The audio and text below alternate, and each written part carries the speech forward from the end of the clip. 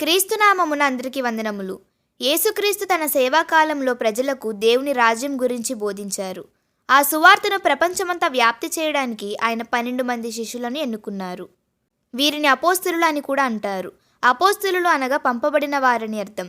ఈ శిష్యులు సాధారణమైన మత్స్యకారులు మరియు సుంకపు అధికారులు. కానీ యేసు వారిని పిలిచిన తరువాత వారు తమ పాత జీవితాలను విడిచి ఆయనతో నడిచి సత్యం తెలుసుకొని క్రీస్తు మరణ సమాధి పునరుత్థానానికి సాక్షులుగా నిలబడ్డారు. ఈ 12 మంది అపోస్తలులే క్రీస్తు మరణం తరువాత ప్రపంచ క్రైస్తవ సంఘానికి పునాది అయ్యారు. వారిలో కొందరు గ్రంథాలు రాశారు. మరికొందరు చాలా దేశాలలో సువార్తను ప్రకటించి తమ విశ్వాసం కొరకు ప్రాణాలను అర్పించారు. క్రీస్తు అపోస్తలులు ఆయన సంఘానికి పునాదిరాళ్ళు.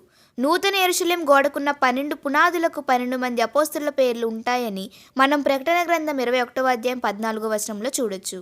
అలానే 12 మంది ఇశ్రాయేలీయుల గోత్రములకు ఈ 12 మంది అపోస్తలులే తీర్పు తీరుస్తారన్నది విశేషం. కాబట్టి మనం రేపటి నుంచి 12 మంది శిష్యుల కొరకు మరింత వివరంగా తెలుసుకుందాం. ఆమేన్.